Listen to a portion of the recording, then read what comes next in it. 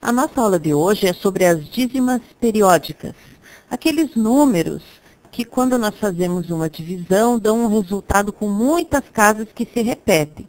Vou dar um exemplo aqui, 2 dividido por 3, e aqui nós temos o resultado, que é uma dízima periódica.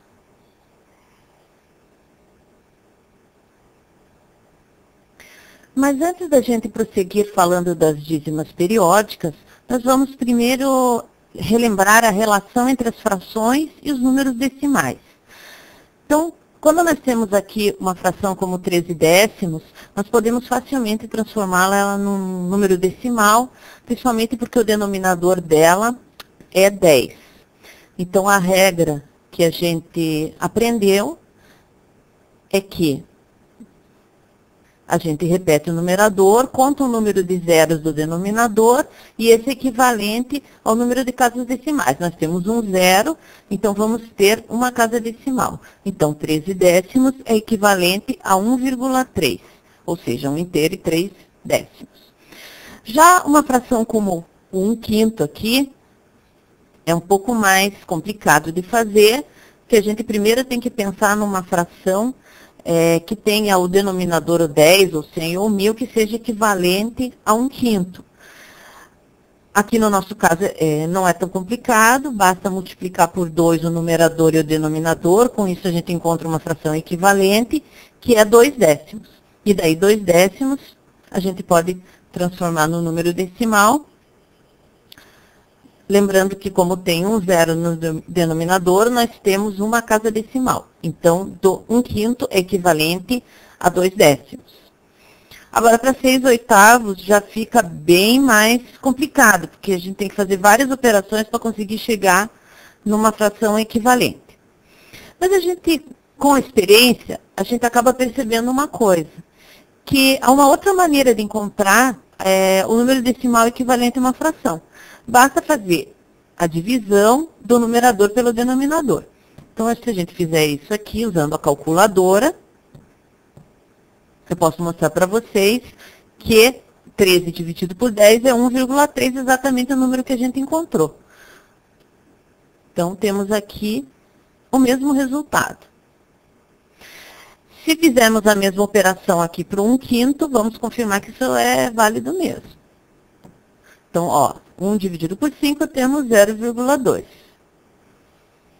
que é o mesmo resultado.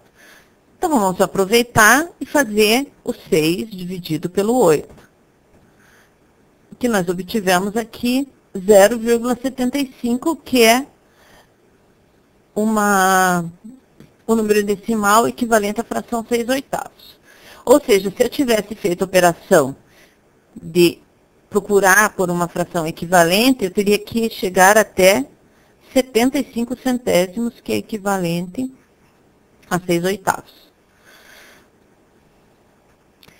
Nós fizemos várias divisões, mas não chegamos a encontrar nenhum resultado que tivesse um grande número de casas decimais, como eu falei que aconteceria se fosse o caso de uma dízima periódica. Então, nós vamos fazer aqui mais algumas divisões de inteiros e observar os resultados que a gente encontra. Nós vamos fazer isso usando aqui a calculadora.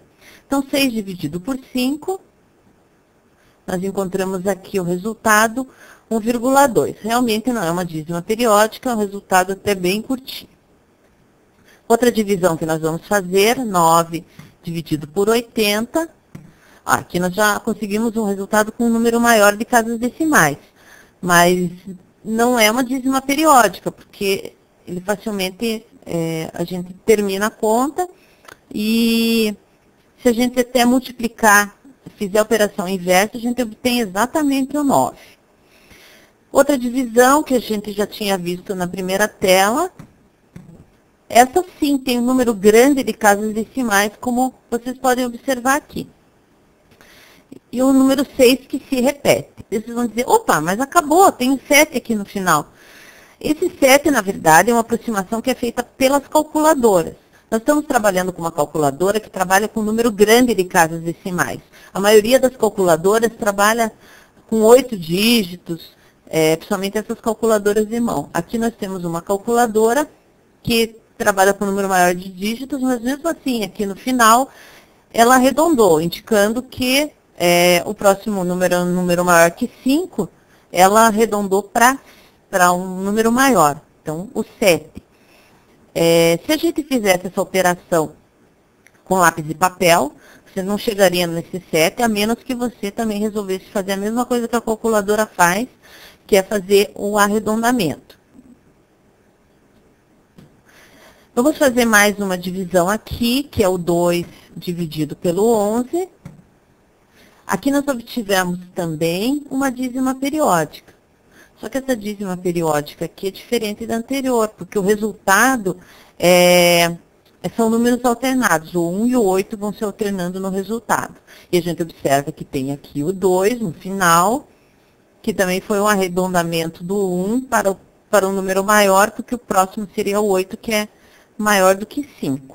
Mas, vou reforçar a ideia de que se essa conta fosse feita na mão, a gente ia continuar indefinidamente obtendo 1 e 8. E por fim, vamos fazer mais uma outra divisão aqui que eu preparei, que é essa 34 dividido por 9, que também nós obtivemos aqui uma dízima periódica. Só que o que tem de legal para notar aqui é que o primeiro número, a parte inteira, ela não é o zero. Você pode pensar, sempre é o zero. Não é sempre o zero. Às vezes o resultado no começo da conta não é uma dízima. Só depois de algum tempo é que começa a aparecer e se repetir um resultado, e que aqui no final também foi aproximado para o 8. No começo da aula, a gente falou um pouco sobre frações e agora nós vamos voltar a falar sobre elas. Muitas vezes é mais fácil a gente operar com uma fração do que com um número decimal. No caso da dízima, isso fica bem claro, porque a quantidade de dígitos com que a gente tem que trabalhar é bem grande. Então, existe uma regra para a gente transformar uma dízima periódica numa fração. Essa fração que dá origem à dízima periódica, a gente chama de fração geratriz.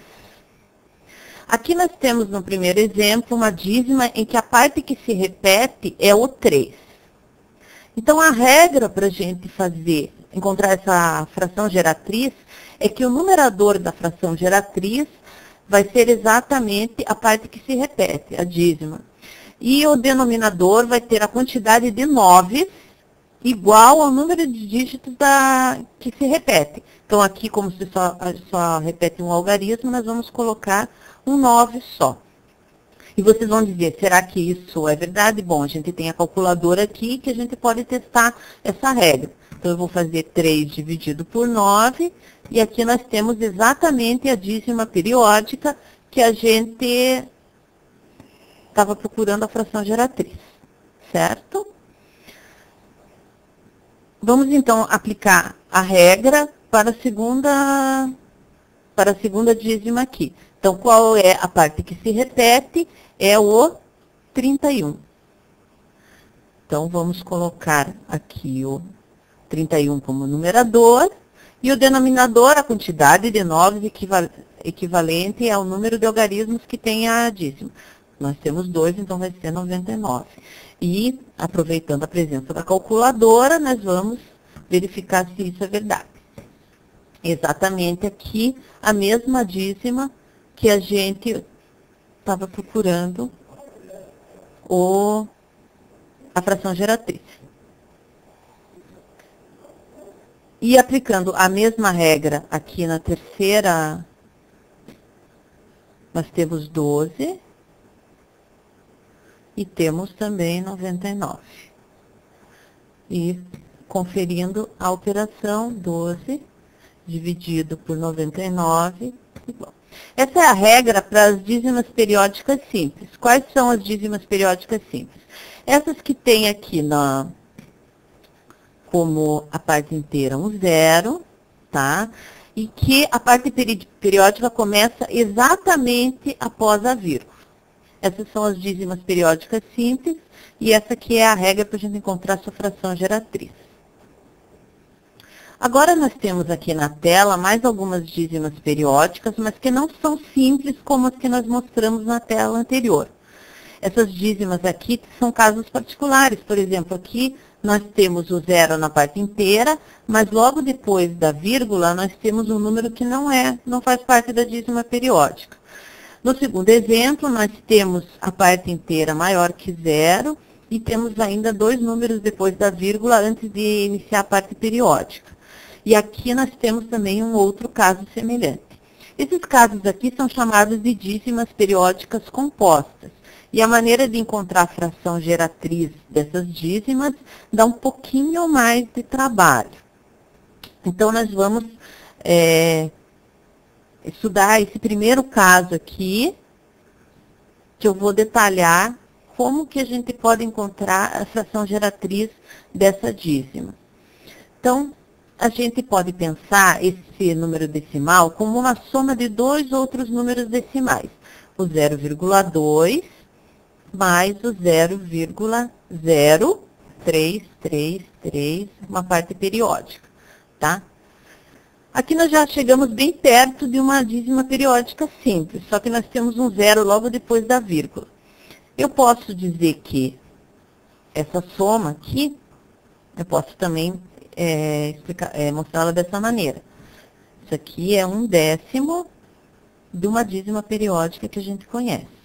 Ou seja, multiplicando 0,333 por 1/10, eu chego exatamente nesse valor que a gente tinha mostrado aqui. Agora sim, a gente já tem uma dízima periódica, da qual a gente consegue encontrar a fração geratriz, e basta trabalhar os outros números também na forma de frações. O 2/10 pode ser 2/10 na forma de fração, mais 1/10 vezes, aqui nós conhecemos como fazer a fração geratriz, que é 3/9. Eu vou tirar um pouquinho a calculadora aqui, para a gente ter um pouco mais de espaço para trabalhar. Então, vamos fazer essa operação. Nós temos 2/10 e uma multiplicação aqui, cujo resultado vai ser 3/90. Daí, tirando o mínimo múltiplo comum aqui dessas duas frações, para poder somá-las. O mínimo é 90. Aqui, 90 dividido por 10, 9 vezes 2, 18. Mais 3. Chegamos a 21/9, que é a fração geratriz, então, dessa dízima periódica. Então, vamos ver, conferir na nossa calculadora, para ver se o valor é realmente esse e a fração geratriz que a gente encontrou está correta. Então, calculando 21 dividido por 90, encontramos exatamente a fração geratriz do número com que a gente tinha começado a trabalhar, certo? A gente pode fazer mais um exemplo aqui, que é o do segundo número decimal. Vamos limpar o quadro, vou fechar novamente a calculadora.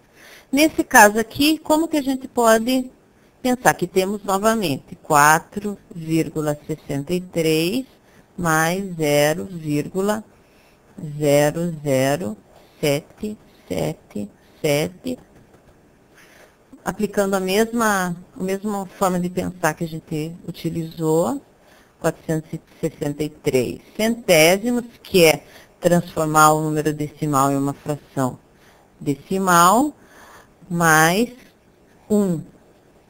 Aqui a gente tem que multiplicar por 100, 1 centésimo, né? E o número é 7/9. Com essa operação, a gente fica com 463 centésimos, mais 7/900, e tirando o mínimo múltiplo comum, nós vamos chegar a 463 vezes 9, eu vou pedir a ajuda da calculadora para a gente fazer essa operação mais rápido. 463 vezes 9, que vai dar 4.167, mais 7. Aí vocês vão dizer, ah, você vai usar a calculadora de novo? Não, agora eu vou fazer de cabeça. Sobre 900. E agora a gente vai fazer essa divisão para verificar se a dízima que a gente encontrou está correta. Dividido por 900. 463,777, que é o número decimal que a gente começou, que tem uma dízima periódica. Voltando aqui a essa tela, eu só queria observar que muitas vezes a fração geratriz que a gente obtém da forma que eu ensinei a encontrar, ela pode ser simplificada e isso não prejudica a sua função como fração geratriz. Então, vocês podem ver aqui, por exemplo, que 3 nonos, na verdade, a gente pode simplificar dividindo o numerador e o denominador por 3, e a fração equivalente é 1/3. Aqui também, 12,99, a gente também dividindo por 3 o numerador e o denominador, a gente encontra uma fração equivalente que é 4/33. Se a gente fizer a divisão, a gente vai verificar que isso não prejudicou a fração geratriz, ela continua sendo a fração geratriz dessa dízima periódica. Da mesma maneira, 4 dividido por 33 também gera essa dízima periódica 0, 12, 12, 12, 12. Então, aqui nós encerramos a nossa aula sobre dízima periódica e eu encontro vocês na próxima aula de matemática.